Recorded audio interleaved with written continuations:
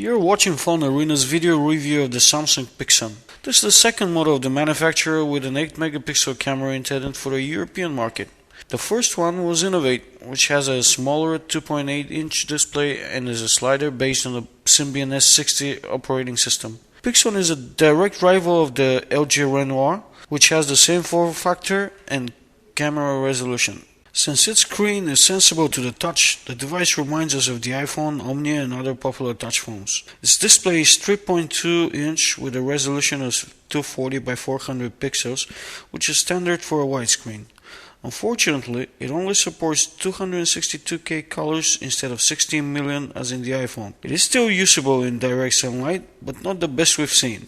Typical for such a phone, there are just a few buttons, send and the central key, which is only pressed and doesn't have the role of an optical mouse as in Omnia. On the left there is a hold locking key, shortcut button and a microSD slot for a memory card. The opposite side houses the camera shutter, the mode button and the volume rocker, which is used for digital zooming. On the top you'll find only the connector for the charger and earphones, which isn't microSD but the proprietary Samsung jack. There's nothing on the back besides the company logo, an 8 megapixel label, the lens with the automatic cover and a small LED light. In contrast to Omnia, Pixon is not a smartphone and uses software similar to F480. It also has widgets, and if you don't know what those are, it's a list of small programs which can be placed in various areas of the screen. There are a few new ones which are simply shortcuts but carry the same idea. The menus are very colorful, and if you don't like them, you'll feel disappointed because there are no additional themes to change their appearance. The software has been enhanced and we no longer have complaints about scrolling in the menus. The phone book is also improved and it's easier to find a contact by scrolling through a vertical list of letters. The organizer isn't one of a smartphone, but it has lots of options for the average user. Messaging is better than before as there are handwriting recognition modes and a cool on-screen QWERTY keyboard. There is also an email client, but unfortunately it doesn't have automatic configuration option even for the popular public servers. A key feature of the Pixon is the 8 megapixel camera. It has a very good interface inherited from the Omnia, which allows you to select various options with a few touches on the display. Furthermore, it's extremely fast and saving a picture in full resolution takes no more than a second, which is better than any of its rivals. The image quality is decent during the day, but unfortunately the flash is a poor one. For sample shots in full resolution in comparison with other 8 megapixel phones, please check phonearena.com. The camera can record videos not only in VGA, which is 640 by 480, but also in DVD resolution, which is 720 by 480. Their image quality is good, but the sound is just average. The main idea of the phone is not only to be a camera phone, but an all-in-one device with a good multimedia functionality.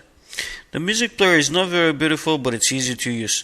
What we didn't like, however, were the small album art covers. Overall, it cannot compete with iPhones I've bought, but it's still alright.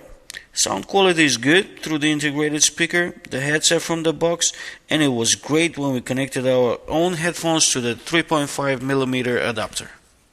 Just like Omnia, the new model tries to take away the multimedia crown from the iPhone by offering DivX and XviD support so you can play videos without having to convert them. And they really look great. High quality clips work really well on the 3.2-inch display. For us, the option to download most non-HD files and play them without any converting is a great feature.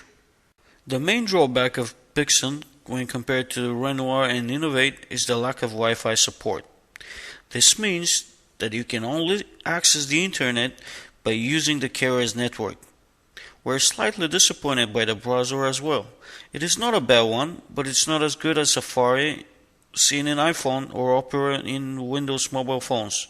It renders pages well, but the navigation is not as comfortable and lacks panning mode and intelligent zooming. Overall, we like this phone. It's not perfect, but which one is? We would have liked to see a better browser, but the high quality camera and the multimedia paired with the good sound during a call and the stable user-friendly interface make it an excellent phone as a whole. However, we'd like to note that if you're keen on installing third-party software, this one will limit you as it is not a smartphone. Please visit phonearena.com for the text preview with many pictures and a 360-degree view.